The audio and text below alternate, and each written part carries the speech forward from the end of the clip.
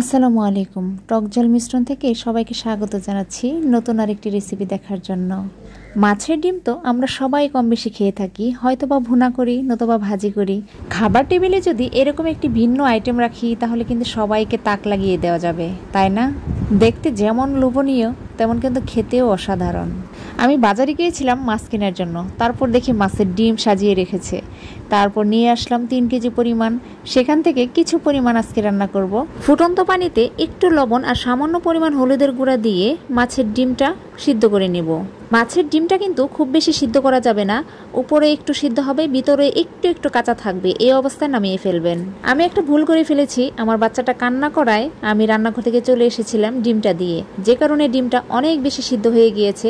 বেশি সিদ্ধ হওয়ার কারণে আমি হাত দিয়ে ঝুরঝুরে করতে পারছিলাম না, অনেক শক্ত হয়ে গিয়েছে। আপনারা দেখতেই পাচ্ছিলেন মানে কিভাবে হাত দিয়ে চেপে চেপে ঝুরঝুরা করছিলাম। আপনাদেরকে আরেকটি টিপস দিয়ে দিই, ডিমটা সিদ্ধ করার পরই মানে চুলা থেকে নামিয়ে ফেলবেন, গরম পানিতে রেখে দেবেন না। তারপর যখন একটু নর্মাল হবে, হাত দিয়ে ধরতে পারবেন, তখন ঝুরঝুরে করে নেবেন।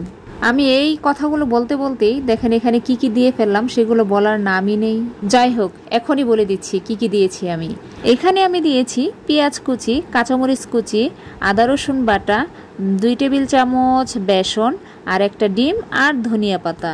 আর স্বাদের জন্য তো লবণ দিতেই হবে, তাই না?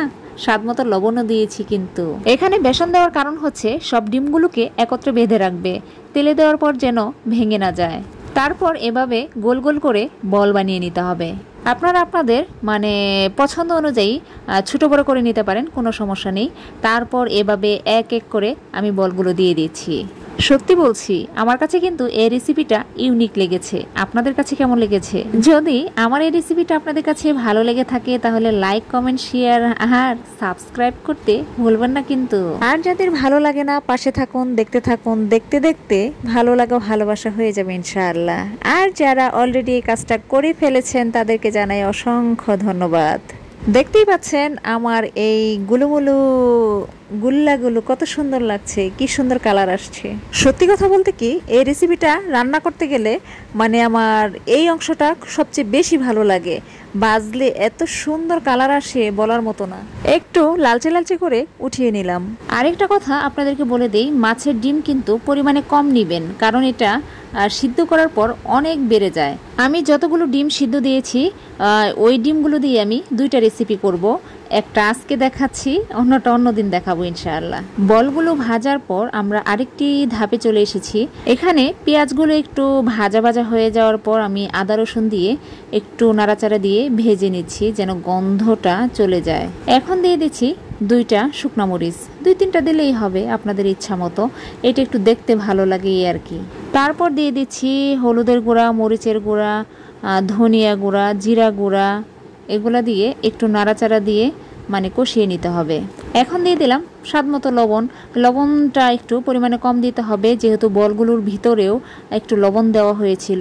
মশলাটা ভালো করে ভেজে নেওয়ার পর একটু পানি দিয়ে দিচ্ছি মশলাটা ভালো করে কষানোর জন্য। আপনারা বাসায় একদিন ট্রাই করবেন, না বানালে বুঝতে পারবেন না এটা কতটা মজা আর কতটা ইউনিক।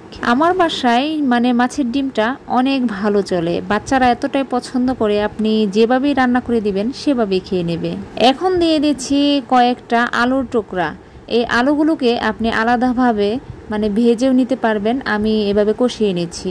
এই রেসিপিতে যদি কয়েক টুকরো মানে আলু দেওয়া হয় তাহলে কিন্তু তরকারির লুকটাই চেঞ্জ হয়ে যায়।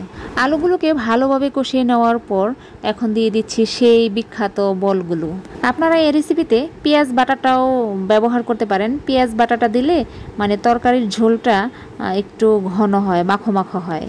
এখন কষানোর জন্য সামান্য পরিমাণ পানি দিয়ে দিচ্ছি। পানি দিয়ে ঢাকনা দিয়ে ঢেকে দিতে হবে। আমি জানি না, আমি ভয়েস দেওয়ার পর আমি নিজে নিজেই হাসি, আমি কি বলি না বলি। আপনারা কি আমার কথা বুঝতে পারেন? ভালোভাবে বোঝাতে পারি?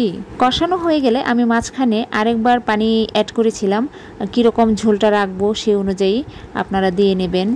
এই তো আমার তরকারিটা প্রায় হয়েই গিয়েছে, নামিয়ে ফেলবো। নামানোর আগে আগে কয়েকটা কাঁচামরিচ আর ধনিয়া পাতা দিয়ে নামিয়ে ফেলবো। দেখতেই পাচ্ছেন মানে তরকারির কালারটা কিন্তু সেই আসছে, আমার কাছে কিন্তু ভীষণ ভালো লেগেছে। আপনাদের কাছে কেমন লাগছে বলেন তো? এই রেসিপিটা যদি মেহমানদের সামনে তৈরি করে দেন, মেহমানরা তো অবাক হয়ে যাবে। আমার মনে হয় যে এটা কিভাবে বানিয়েছে, কি দিয়ে বানিয়েছে, মানে কৌতূহল জেগে উঠবে। এই তো দেখতে পাচ্ছেন আমার রান্নাটা কিন্তু অলরেডি শেষ হয়ে গিয়েছে। এখন আমি শুধু খাবো আর খাবো। ভালো থাকবেন সবাই। আল্লাহ হাফেজ। আসসালামু আলাইকুম।